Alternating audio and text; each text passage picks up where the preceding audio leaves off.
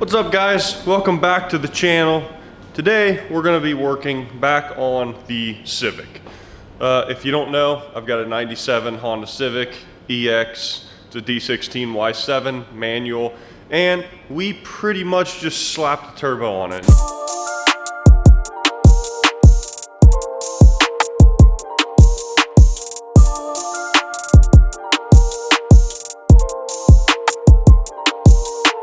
No tune, 8 stock ECU, AEM.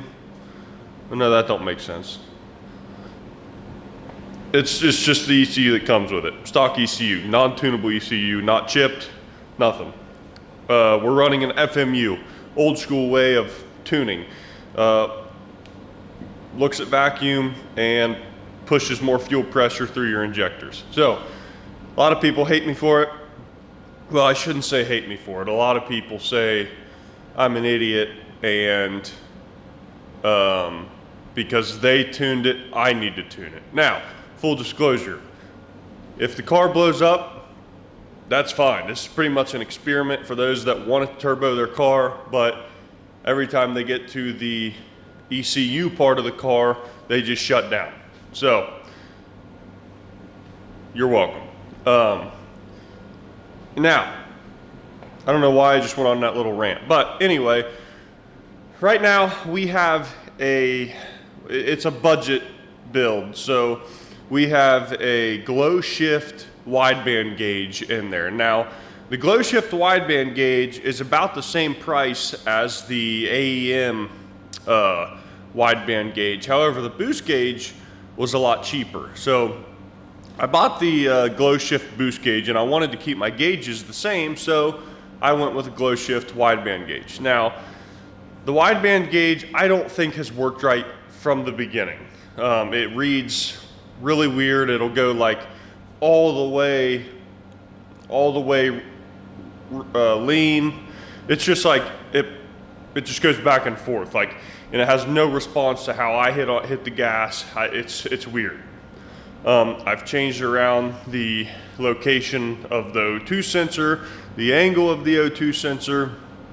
I've messed with it quite a bit. I even sent it back to Glow Shift and they said everything's fine. So anyway, I've been running this same AEM wideband gauge on my Subaru for years and it's always been good. So I went ahead and got one and we're just gonna throw it on and see if it works. See if it's the glow shift gauge that is screwed up or if it's me that's screwed up. I hope it's the glow shift gauge is screwed up because I don't know what I would have done wrong, and I would love to see my air fuel on this stock ECU Honda Civic. So anyway, with that being said, we need to get the rail buggy out of here. We need to move the bike over and get the Civic in here. Now, ignore all this.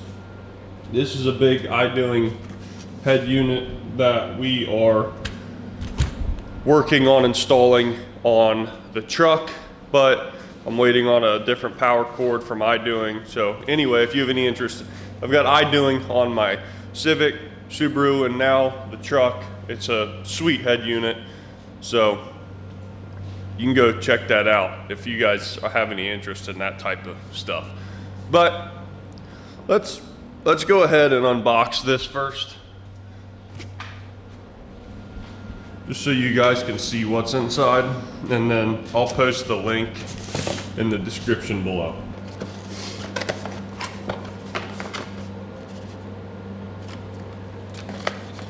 Most importantly, a sticker.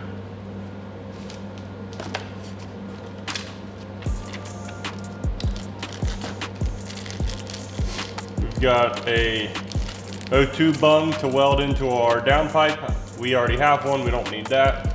And then some electrical connectors. Here is this plugs into your gauge, and you, I believe, wire this in for power, probably. This plugs into your O2 sensor into your gauge. We open this thing upside down.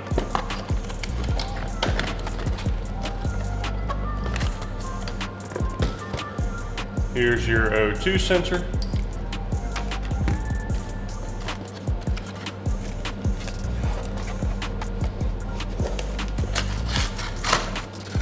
And here's your gauge.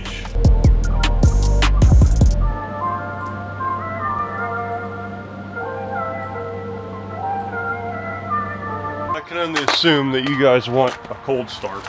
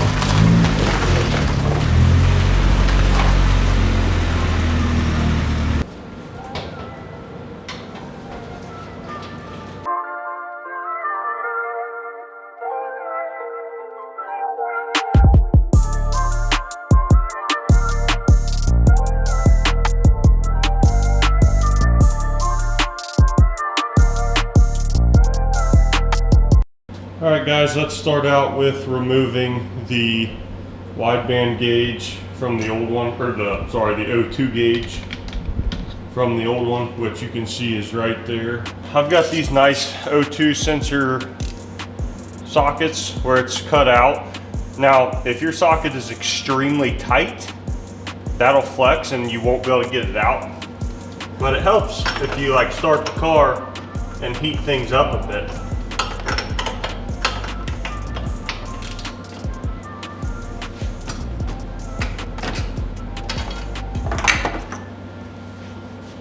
Let's go ahead and put our new one in. It looks like it has some anti-seize already on it, but I am going to go ahead and put a little more on it, just to really make sure this does not get seized up.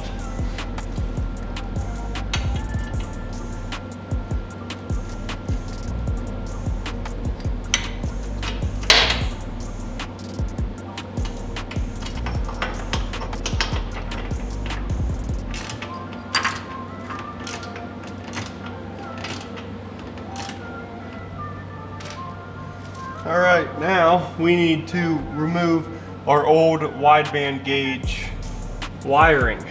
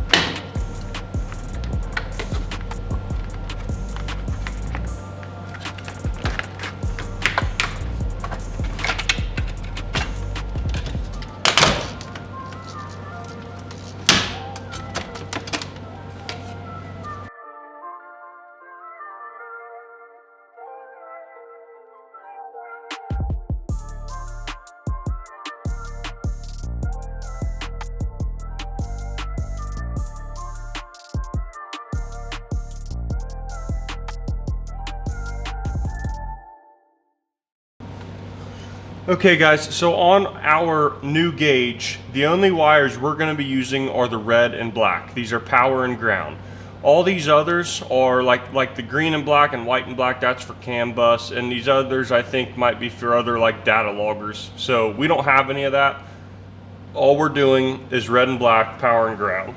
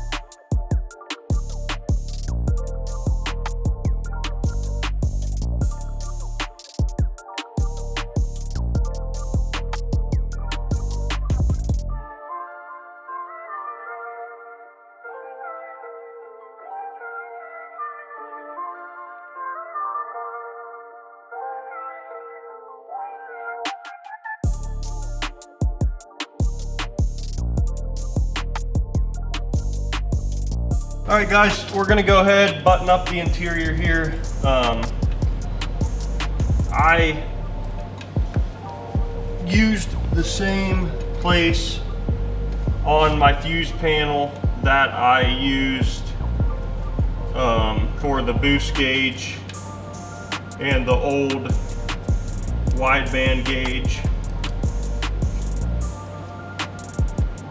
And I believe it is like actually, I believe it's the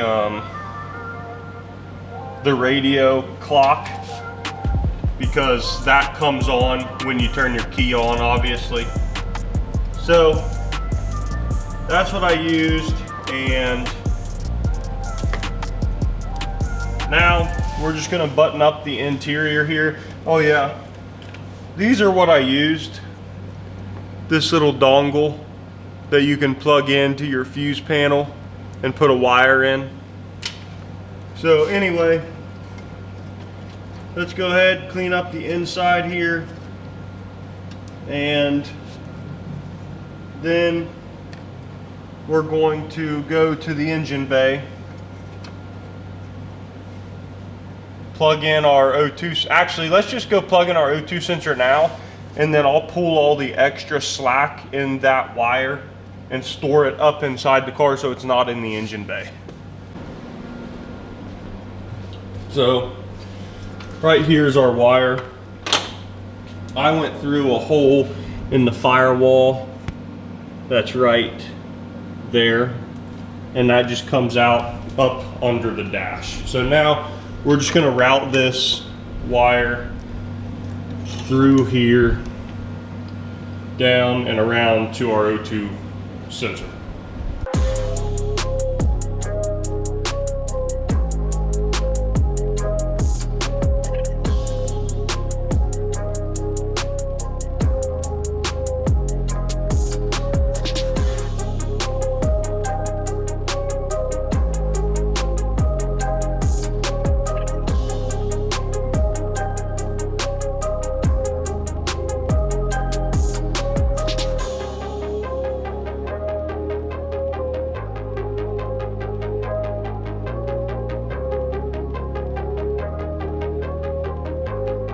Okay guys, we got it in successfully. I do really like the way these AEM gauges look. I mean, it's just a nice, big, solid unit, and I don't know, I like how it looks. Plus the AEM logo right there in yellow.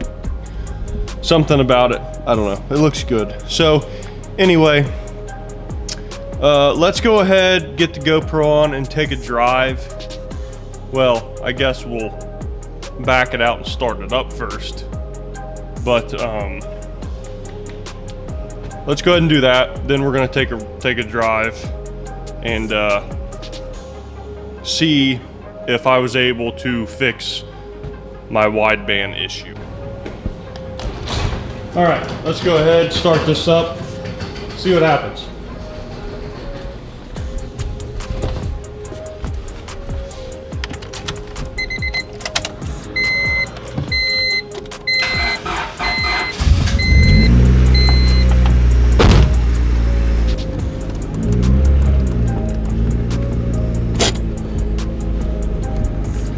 Looky there, guys.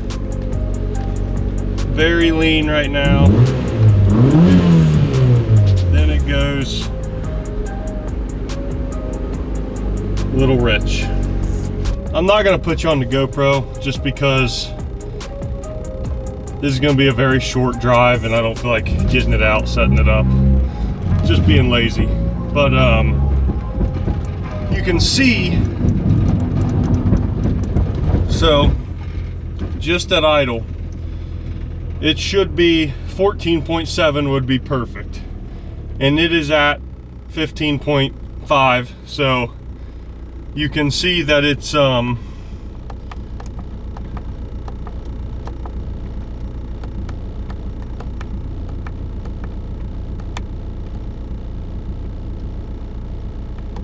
you can see that it's already too lean.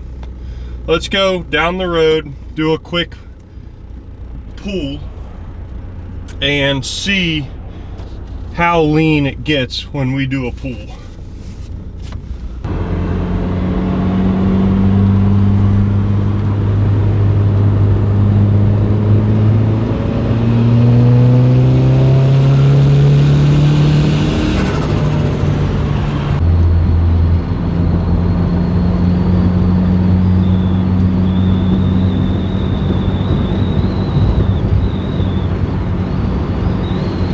So you can see where it's at while I'm just cruising. Sorry for the shaky camera. I'm just holding it, and we're on cheap coilovers. So like, it's rich here, just cruising. Then when we idle, it goes lean, and then when we do a pull, it goes really lean to like 17, which is not good. Okay, guys, so the AEM wideband gauge install was a success. I don't want to put down any company because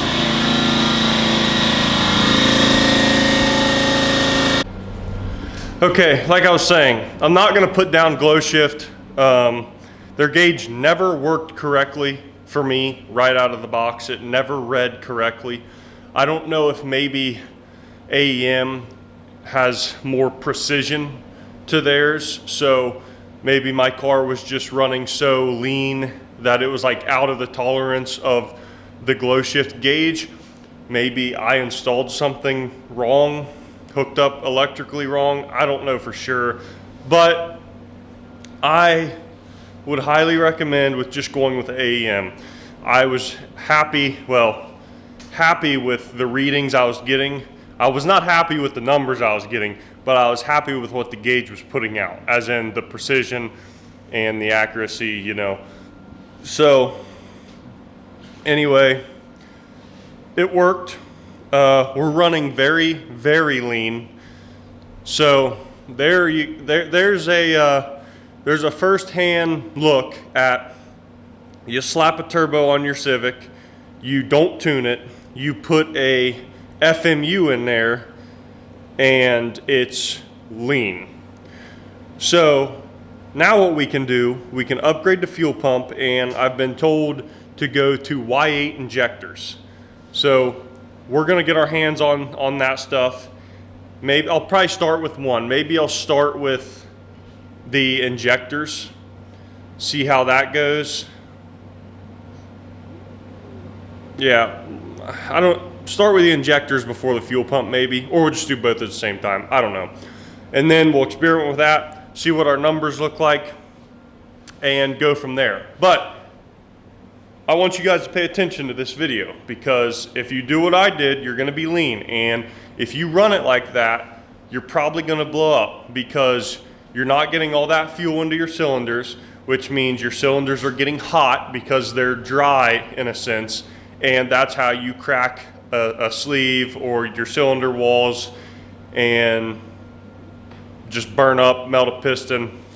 That's how that happens. So when I was just cruising down the road, staying out of boost, my air fuel looked perfect, which makes sense to me, because you're not getting boost, so you're not getting extra air. The car should be operating at normal spec, you know, normal air in, and all that. So that makes sense to me. So if I want to drive the car, I just need to stay out of boost for a while until we get our other parts and see really how we can make our FMU run more correctly. Now, a tune is always going to be 100% the right way to do this, in my opinion. You get a good tuner, he's going to adjust everything to run exactly how it needs to run, and then the car is going to live a whole lot longer. When I was doing a full pull, I was getting down in the 17 and 18s, and it should be the exact opposite. It should be down in the 10s, 11s, and 12s, that rich. So I was super lean. But anyway, I'm glad I was able to show this to you guys. There's a lot of you that have been following me that want to do this exact thing. So just know this is kind of a little speed bump for you until we figure out what we're going to do from here. So thank you guys so much for watching. I hope I was able to help you out. And if you want to see anything, comment down below. I mean, I've got my Harley, which I do plan on doing a lot more to. And then I've got my Subaru out there, my truck, and the Civic. The truck, I'm gonna be coming out with a video on the iDoing radio install. If you guys like aftermarket radios or just want a big touchscreen radio in your car, I really recommend checking out iDoing. It's coming from China. It doesn't take long. I mean, maybe a week shipping, but it is a Chinese part. It's cheaper. I mean, like 400 bucks for a nice big Android head unit. It does have Apple CarPlay. That's what I use. But they're just sweet. I've had the same one on my Civic for like, I don't know, 3 years now, maybe more, and never had an issue with it. It's awesome. I'll just keep buying these things. I would check it out. If you do want to check it out, I do have a code with iDoing. It'll get you a little bit off, maybe 10%, 5%. I don't know. It's BBoost, capital B, capital BOOST. So, I don't know. Check out my other videos, see what you think of those. But anyway, I'll quit talking. Thank you guys so much for watching, and I will catch you in the next one.